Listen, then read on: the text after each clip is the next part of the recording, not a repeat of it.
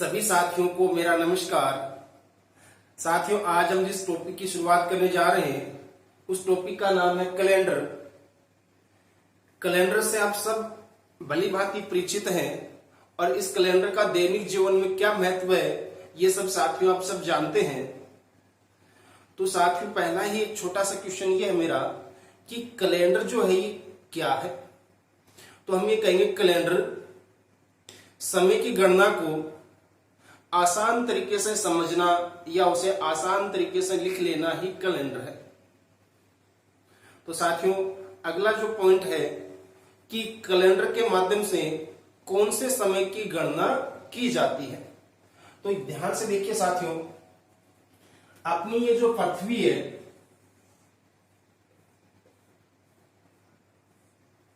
अपनी पृथ्वी किसके चारों ओर चक्कर लगाती है? अपनी पृथ्वी सूर्य के चारों ओर चक्कर लगाती है।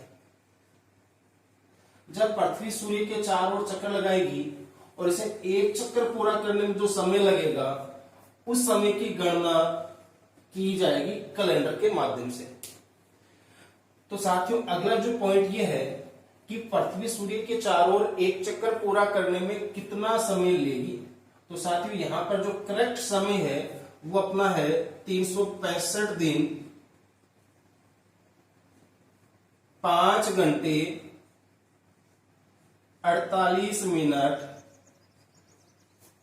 47.5 सेकंड। पृथ्वी सूर्य के चारों ओर एक चक्कर पूरा करने में जो एक्चुअल टाइम लेगी वो लेगी 365 दिन 5 घंटे 48 मिनट 47.5 सेकंड। लेकिन साथियों, हम किताबों में ये पढ़ते हैं 365 सही 1/4 दिन। तो देखिए ध्यान से, 365 दिन को तो कैलेंडर में आसानी से हम लिख सकते हैं, लेकिन ये जो 1/4 दिन है इसे हम कैलेंडर के अंदर दिन के रूप में नहीं दिखा पाते हैं। यानी ये 1/4 दिन है, ये अपने लिए एक दिक्कत वाली बात है। तो देखिए साथियों, 1/4 का मतलब यहां हमें कितना टाइम लेना पड़ेगा। तो एक दिन का मतलब होगा 24 घंटे। एक दिन का मतलब 24 घंटे। तो 1/4 का मतलब कितना होगा? 1/4 दिन का मतलब होगा 6 घंटे। तो इसका मतलब है कि ये जो टाइम जो लिखा गया है ये टाइम है 365 दिन और 6 घंटे। अब देखिए इसको मैच करवाइए, यहां पर 365 दिन 365 दिन, ये जो टाइम पीरियड है 5 घंटे 48 मिनट 47.5, ये जो टाइम है इसको कैलेंडर के अंदर लिख पाना मुश्किल काम है, यानी असंभव सही काम है ये। तो हम ये कहेंगे यदि इस टाइम को हम छोड़ेंगे तो भी अपना कैलेंडर थोड़े वर्षों के बाद में गलत हो जाएगा, सही नहीं चलेगा, उसमें त्रुटि आएगी। और यदि इसको हम लेके चले तो अपने कैलेंडर में इस टाइम को काउंट नहीं कर पाएंगे। तो इसके लिए क्या किया गया, जब कैलेंडर बनाया गया तो इस टाइम को प्रॉपर कितने घंटे बनाए गए, क्योंकि ये जो टाइम है 6 घंटे के करीब है, तो इस टाइम को मान लिया गया 6 घंटे। अब इसे 6 घंटे मान लेंगे तो इस टाइम का यूज कैसे होगा, ये जो 6 घंटे हैं इसका यूज कैसे होगा कैलेंडर में, से किस प्रकार से हम इसको दिखाएंगे। देखिए साथियों, जब कैलेंडर बना तो ये पहला साल, ये दूसरा साल, ये तीसरा साल और ये चौथा साल। तो हम ये कहेंगे कि ये जो 365 दिन है इसको बिल्कुल आसानी से हम लिख लेंगे कैलेंडर में सिस्टमेटिक तरीके से। तो हम पहले जो वर्ष का कैलेंडर था उसमें 365 दिन लिख लिए गए और ये जो 6 घंटे का टाइम है इसे यहां पर छोड़ दिया गया। फिर दूसरे साल, अगले साल का कैलेंडर तैयार हुआ तो उसमें फिर 365 दिन लिखे गए और फिर ये 6 घंटे फिर छोड़ दिए गए। तो इसका मतलब 2 साल में कितने घंटे हो गए? 12 घंटे हो गए। जब अपने पास ये 24 घंटे बन जाएंगे तो अपने पास एक दिन बन जाएगा। तीसरे साल फिर कैलेंडर बनाया गया तो तीसरे साल भी कितने दिन लिखे गए कैलेंडर के अंदर? 365 दिन का कैलेंडर तैयार किया गया और ये 6 घंटे फिर यहां छोड़ दिए गए। तो यहां तक तीसरे साल तक टोटल कितने घंटे हो गए? 6 6 12 6 3 18। जब चौथे साल कैलेंडर बनाया गया तो 365 दिन लिखे गए, लेकिन अब ये जो 6 घंटे ये नहीं छोड़ सकेंगे। क्यों? क्योंकि 4 साल में ये जो टाइम पीरियड हमने छोड़ा है ये कितने घंटे बन जाएंगे? ये बन जाएंगे 24 घंटे, और 24 घंटे बनते ही अपने पास बन जाएगा एक दिन। और एक दिन का मतलब हो गया साथियों 365 प्लस 1 366 दिन। इसका मतलब है साथियों कि पहले साल का कैलेंडर, दूसरे साल का कैलेंडर और तीसरे साल का कैलेंडर, इनमें तो दिन शामिल किए गए 365 365 365। चौथे साल का जो कैलेंडर आया इसमें दिन शामिल हो गए 366। इसका मतलब ये हुआ साथियों कि अपने पास जो कैलेंडर होता है ये हमें 2 प्रकार के कैलेंडर मिलते हैं। 3 साल तक रेगुलर हमें मिलेगा 365 दिन का कैलेंडर, और चौथे साल जाके मिलेगा हमें 366 दिन का कैलेंडर। ये जो 3 साल तक का कैलेंडर है जिनमें 365 दिन छपे, इसे हम कहेंगे सामान्य वर्ष का कैलेंडर। और ये जो 366 दिन का कैलेंडर है जो चौथे साल छपेगा, प्रत्येक 4 साल बाद में छपेगा, इसे कहेंगे लीप ईयर का कैलेंडर। तो यहां से ये हमें एक बात पता चली कि सामान्य वर्ष का कैलेंडर किसे कहेंगे, लीप ईयर का कैलेंडर किसे कहेंगे, कि जिस वर्ष में 4 का भाग पूरा पूरा लग जाए। क्योंकि जो हमें ये एक दिन जो बढ़ के मिला है ये कितने साल से मिला? ये 4 साल से मिला। तो इसका मतलब दिए गए वर्ष में 4 का भाग पूरा पूरा लग जाए तो उस वर्ष का कैलेंडर कहलाएगा लीप ईयर का कैलेंडर।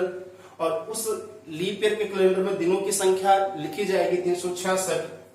और जब 4 का भाग नहीं लगे, या हम ये कहेंगे शेषफल अपने पास 1 आए, 2 आए या 3 आए, जब 4 का भाग पूरा पूरा न लगे और शेषफल अपने पास 1 आए, 2 आए, 3 आए, तो उन वर्षों में कैलेंडर में जो दिन लिखे जाएंगे वो लिखे जाएंगे 365, और उन्हें कहेंगे सामान्य वर्ष का कैलेंडर। तो साथियों मैं उम्मीद करता हूं कि ये जो चीजें अभी हमने सीखी हैं कि सामान्य वर्ष का कैलेंडर किसे कहेंगे, लीप ईयर का कैलेंडर किसे कहेंगे, ये आप अच्छी तरीके से समझे हैं। और ये जो एक दिन बढ़ा है इसके पीछे का रीजन भी आप समझ गए। अब अगला जो पॉइंट ये है कि ये जो एक दिन बढ़ गया ये किस महीने में बढ़ के आएगा। तो साथियों ये जो बढ़ेगा ये फरवरी में बढ़ेगा। सामान्य वर्ष में तो फरवरी में दिनों की संख्या होगी 28।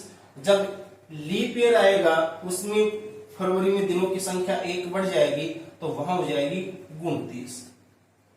तो ये जो एक दिन बढ़ा है ये बढ़ेगा फरवरी में। आइए साथियों आगे देखते हैं इसके और रूल।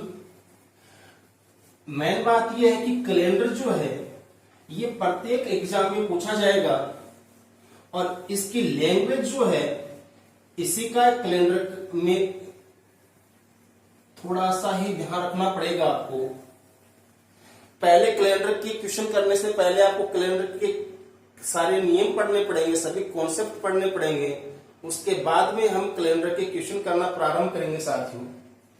तो कैलेंडर के रूल हम पढ़ने स्टार्ट करेंगे। तो पहला रूल हमने जो पढ़ा है उसको यहां दोबारा देखेंगे कि कैलेंडर है ये कितने प्रकार का होता है। कैलेंडर हम 2 प्रकार से यूज करते हैं, एक सामान्य वर्ष का कैलेंडर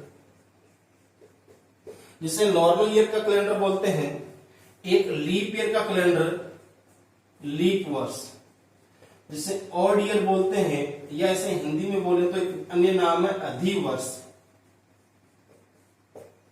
अधिवर्ष का कैलेंडर। अब देखिए पहचान क्या होगी कि जिस वर्ष में 4 का भाग पूरा पूरा लग जाए और अपना शेषफल रिमाइंडर 0 आ जाए तो वो तो कहलाएगा लीप ईयर का कैलेंडर।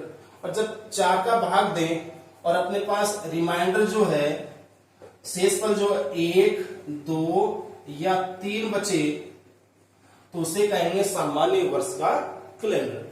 जिस प्रकार देखिए साथियों मैंने एक एग्जाम्पल लिखा है यहाँ 1992।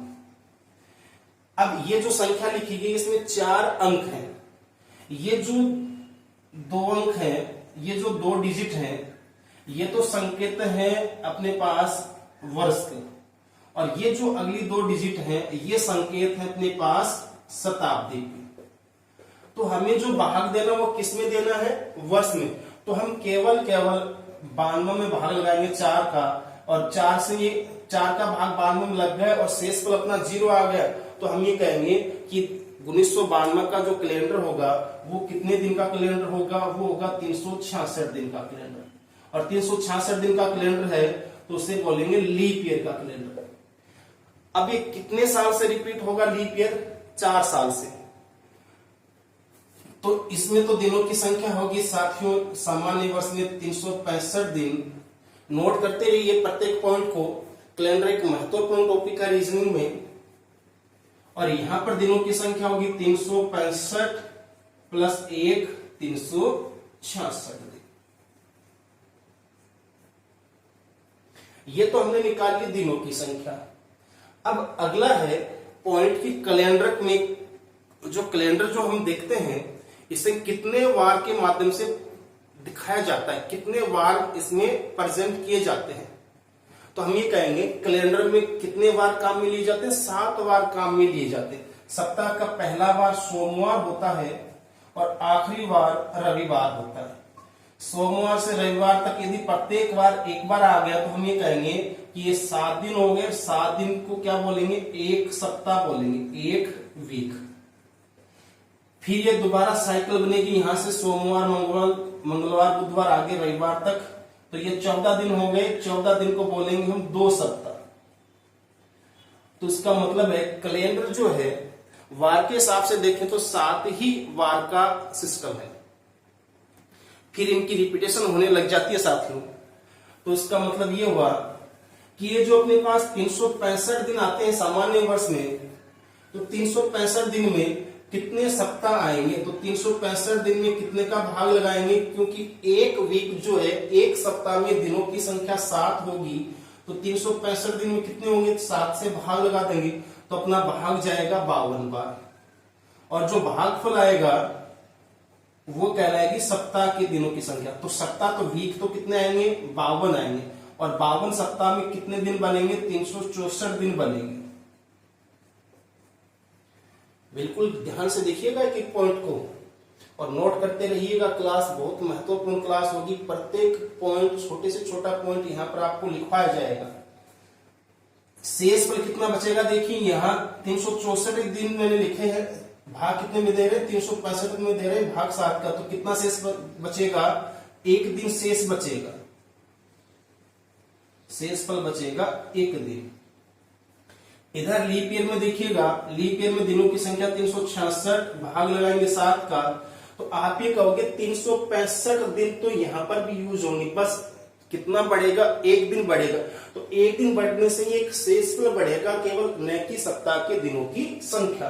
तो अपने पास यहाँ वीक जो आएंगे कितने आएंगे, 52 वीक आएंगे, 52 सप्ताह आएंगे। और शेषफल कितना बचेगा, 2 दिन शेष बचेंगे। अपने पास यहाँ जो शेष बचना वो कितना बचेगा भाई, 2 शेष बचेगा। अब ये एक शेषफल बचा, 2 शेषफल बचा, इनका मतलब क्या है, इनका मतलब है पहले इस सप्ताह को देखिए ध्यान से, देखिए ध्यान से।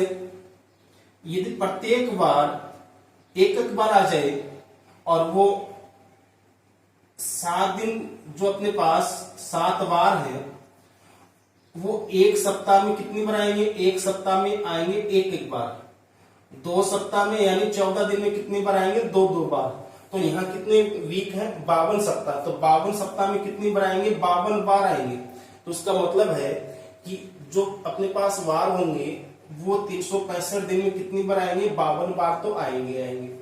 फिर अपने पास शेषफल कितना बच गया, 1। तो एक बार ऐसा होगा जो 52 बार आने के बाद में एक बार और आएगा। तो इसका मतलब है कि सामान्य वर्ष में एक बार जो है, एक बार ये तो कितनी बार आएगा भाई, 52 प्लस 1 53 बार आएगा। और अन्य सभी जो बार है वो कितनी बार आएंगे, 52 बार आएंगे।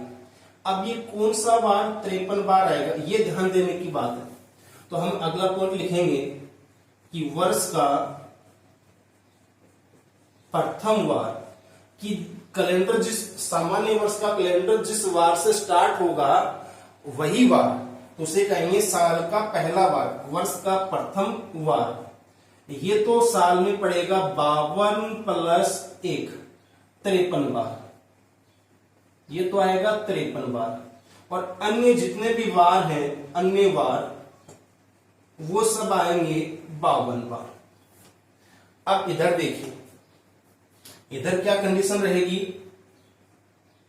इधर भी अपने पास सप्ताह कितने बने, 52 सप्ताह बने, तो इसका मतलब प्रत्येक बार 366 दिन में कितनी बार आएगा, 52 बार तो आएगा ही आएगा। लेकिन जब 7 का भाग देंगे तो शेषफल कितना बचेगा, 2 शेषफल अपने पास यहां रहेगा। और 2 शेषफल आने का मतलब है कि 2 बार ऐसे होंगे जो 52 बार आने के बाद में एक एक बार और रिपीट होंगे।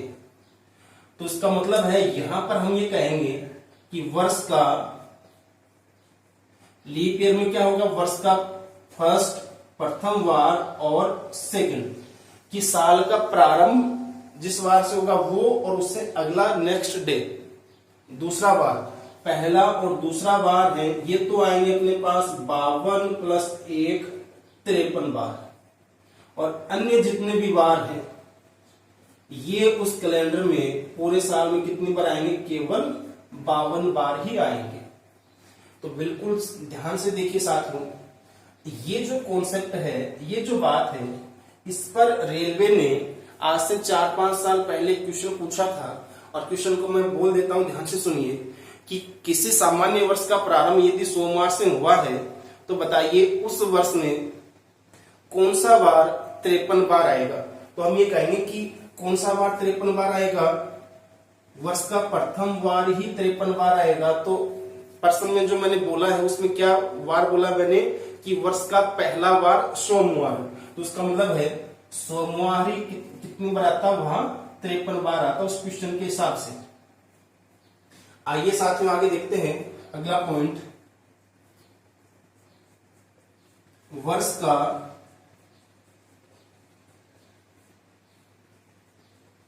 प्रथम वार बराबर वर्ष का अंतिम वार।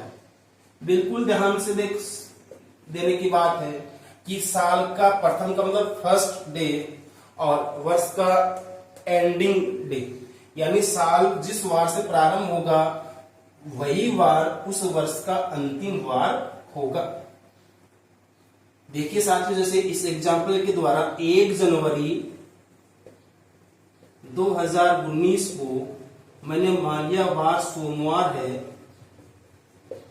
तो इसका प्रारंभ, वर्ष का प्रारंभ हमने यहां मान लिया 1 जनवरी से, तो इसका एंडिंग कितनी तारीख को होगा, 31 दिसंबर को। तो बताओ 31 दिसंबर 2019 को कौन सा वार होगा, जबकि ऊपर पॉइंट लिखा है वर्ष का प्रथम वार बराबर वर्ष का अंतिम वार। तो अब हम ये देखें कि 1 जनवरी से लेकर 31 दिसंबर तक, यहां तक कितने दिन हमें गिनने पड़ेंगे। तो हम ये कहेंगे कि सामान्य वर्ष में साल के पहले दिन से लेकर साल के आखिरी दिन तक दिन गिनेंगे, कितने होंगे, 365। लेकिन ध्यान देने की बात है कि 365 दिन तो 1 जनवरी से गिनेंगे 31 दिसंबर तक तब होंगे, लेकिन हमें एक दिन तो इसमें काउंट करके दिया है, पहला दिन। तो ये पहली जो तारीख है ये हमें यहां से हटानी पड़ेगी। तो इसका मतलब 1 जनवरी के बाद भी 31 दिसंबर तक यदि दिन गिने तो एक दिन कम हो जाएगा, दिन होंगे केवल 364। यानी कि ये जो टाइम पीरियड दे रखा है इसके बाद में हमें जो दिन गिनने पड़ेंगे वो गिनने पड़ेंगे 364। अब हमने जैसे 365 में 7 का भाग लगाया और हमने सप्ताह निकाले और शेषफल निकाले, उसी हिसाब से 364 में भाग लगाएंगे 7 का, और हमें सप्ताह से कोई मतलब नहीं है, हमें निकालना पड़ेगा ये शेषफल। तो 364 में भाग लगाओगे 7 का, तो 7 का भाग जाएगा पूरा पूरा और शेषफल क्या आएगा, 0 आएगा। इसका मतलब है कि शेषफल 0 आएगा, तो ये जो शेषफल जो आएगा ये इसमें हम जोड़ देंगे सोमवार में, सोमवार में 0 जोड़ेंगे तो क्या आएगा, सोमवार ही आएगा। या हम इसको इस तरीके से समझें कि जब किसी भी नंबर में आप 7 का भाग लगाओगे और शेषफल आपका 0 आए, इसका मतलब है दिए गए समय से आगे जो दिन है वो पूरे पूरे सप्ताह बने और पूरे के पूरे सप्ताह बने हैं तो उसका मतलब जो आपको ऊपर जो वार दिया है वही वार आपकी बताएगी तारीख को आएगा। तो 1 जनवरी को वार सोमवार है तो 31 दिसंबर 2019 को भी क्या वार पड़ेगा जी, सोमवार ही पड़ेगा। अब देखिए इधर लीप ईयर में क्या होगा, वर्ष का अंतिम वार बराबर होगा वर्ष का प्रथम वार प्लस 1 दिन। यानी कि लीप ईयर में यदि दे दिया जाए कि इस पर्सन को इस तरीके से लिख दिया जाए कि 1 जनवरी 2016 वार रविवार है, तो बताओ 31 दिसंबर 2016 को क्या वार होगा। तो सबसे पहले ये जो टाइम पीरियड ये कौन सा है, लीप ईयर का है। तो लीप ईयर जिस वार से शुरू होगा उससे एक अधिक वार पर जाके वो एंड होगा। तो यहां अपना वार है रविवार, तो इसका जो 31 दिसंबर को जो वार होगा, ये जो साल खत्म होगा उस दिन क्या वार होगा, रविवार में एक जोड़ेंगे तो अपना वार आ जाएगा सोमवार। जिस प्रकार हमने यहां ये जो गैप निकाला था उसी प्रकार यहां गैप निकालेंगे, यहां दिन आ जाएंगे 366 में से ये पहला दिन घटा देंगे, दिन बचेंगे 365 में भाग लगाएंगे 7 का, तो शेषफल कितना बचेगा, 1। ये जो एक शेषफल बचने का मतलब है कि रविवार आने के बाद में अगला वार आना। तो रविवार आने के बाद में अगला वार क्या आएगा, सोमवार आएगा। तो साथियों मैं उम्मीद करता हूं आपसे कि आपने ये जो रूल मैंने इतने पढ़ाए हैं ये आपने अच्छी तरीके से समझे हैं। आइए देखते हैं अगले कुछ और नियम।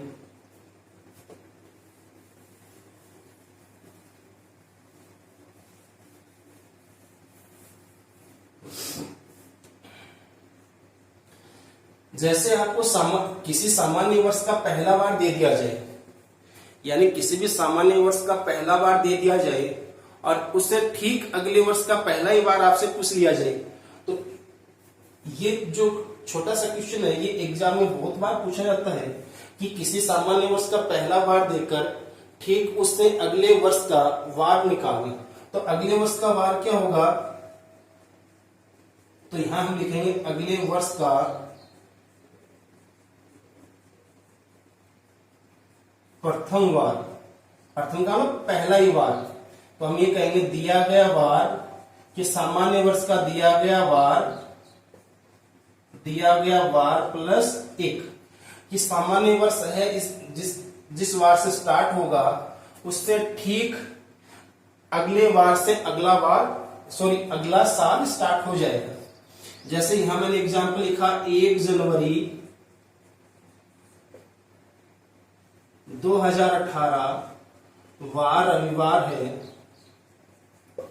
तो अगला साल भी कितनी तारीख से स्टार्ट होगा, 1 जनवरी से। तो 1 जनवरी 2019 को क्या वार होगा। तो देखिए साथियों पहले मैं इस 1 जनवरी को यहां से हटा दूं और आपको समझाने के लिए मैं यहां लिख दूं 31 दिसंबर 2018। तो ये तो है सामान्य वर्ष का पहला वार और ये है सामान्य वर्ष का आखिरी वार। तो हम ये कहेंगे कि पिछले नियम के अनुसार जो अभी हमने पढ़ा कि सामान्य वर्ष जिस वार से शुरू होगा उसी वार पर खत्म होगा, तो यहां वार क्या हो जाएगा, रविवार। अब अगले साल का पहला दिन 1 जनवरी 2019, तो क्या वार होगा, सोमवार होगा। अब हमें ये निकालने की आवश्यकता नहीं है, तो हम डायरेक्ट निकालेंगे कि सामान्य वर्ष जिस वार से शुरू होगा उससे एक अधिक वार से उससे अगला साल स्टार्ट होगा। तो यहां अपने पास 1 जनवरी 2018 को वार रविवार है, तो 1 जनवरी 2019 को क्या वार होगा, रविवार से ठीक अगला वार क्या होगा, सोमवार। तो अगले साल का जो प्रारंभ होगा वो होगा सोमवार से। इसी प्रकार देखिए लीप ईयर में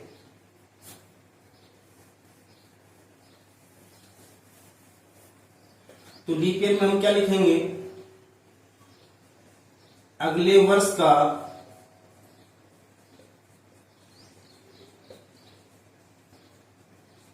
प्रथम वार बराबर होगा दिया गया वार प्लस 2 दिन। कि दिए गए वार में कितने जोड़ दोगे, उसमें आप 2 जोड़ दोगे तो आपका आंसर आ जाएगा कि सामान्य वर्ष के पहले वार से ठीक अगले वर्ष का पहला वार निकालना है। तो आपका आंसर निकालने के लिए आप दिए गए वार में कितना ऐड कर दोगे, 2 दिन। अब यहां पर ये 1 क्यों जोड़ा और यहां पर 2 क्यों जोड़ा। अब देखिए, जब आपने 365 में भाग लगाया 7 का, तो यहां से इस पर कितना बचा, 1 बचा। तो हम ये कहेंगे कि सामान्य वर्ष जो है उसका जो कोड होगा वो 1 होगा, और यहां पर भाग लिया 7 का, तो शेषफल कितना बचा, 2 बचा। तो लीप ईयर का कोड क्या होगा, लीप ईयर का कोड होगा अपने पास 2। और कोड का मतलब क्या होगा, कोड का मतलब है कि सप्ताह बनने के बाद में शेष दिनों की संख्या, जैसे मान लो मैंने लिखे 10 दिन, तो 10 दिन में भाग लगाओगे 7 का, तो आपके पास 1 तो आएगा सप्ताह, लेकिन शेष वाले कितने दिन शेष बचे, 3 शेष बच गए। तो हम ये कहेंगे कि सप्ताह के अलावा जो ऊपर दिनों की संख्या बचेगी उसे कहेंगे हम कोड। तो सामान्य वर्ष का कोड 1 पढ़ा जाएगा, लीप ईयर का कोड 2 पढ़ा जाएगा। तो सामान्य वर्ष से ठीक अगले वर्ष का पहला वार निकालना है, तो दिए गए वार में उसका ये जो कोड है 1, ये जोड़ दो। यदि लीप ईयर का, किसी भी लीप ईयर का पहला वार हमें दिया गया हो और उसे ठीक अगले वर्ष का पहला ही वार हमें निकालना हो, तो दिए गए वार में कितना ऐड कर दोगे, 2 ऐड कर दोगे। लेकिन यदि हमें अगले साल का नहीं देकर पिछले साल का पूछ ले तो हम कहेंगे पिछले वर्ष का क्या हो जाएगा, यहां पर पिछले वर्ष का प्रथम वार बराबर होगा दिया गया वार और माइनस का 1। कि दिए गए वार में से कितना घटा देंगे, 1 घटा देंगे। जैसे मैंने लिखा 1 जनवरी 2014 वार रविवार, और आपसे पूछ लिया 1 जनवरी 2013 का बताओ। तो ध्यान देना है कि दोनों साल लगातार होने चाहिए। ये नहीं कि यहां अपने पास 11 कर दिया तो ये 1 नहीं घटेगा ना, ये 1 बढ़ेगा। तो ये कंटिन्यू होने चाहिए। तो 14 से 13 पर आ गया पीछे, तो पीछे आने के लिए क्या करेंगे, रविवार में से 1 घटा देंगे तो अपना वार आएगा शनिवार। यदि इधर पूछ लेता तो हम ये कहेंगे पिछले वर्ष का प्रथम वार बराबर होगा दिया गया वार और माइनस 2। लीप ईयर में तो करेंगे -2 और सामान्य वर्ष में करेंगे -1। तो साथ ही एक नॉर्मल से नियम है कैलेंडर के, तो पहले हम इन रूल के क्वेश्चन पढ़ेंगे और उसके बाद में कैलेंडर के कुछ और नियम हैं, वो हम इनके क्वेश्चन करने के बाद में हम उन नियमों को पढ़ेंगे।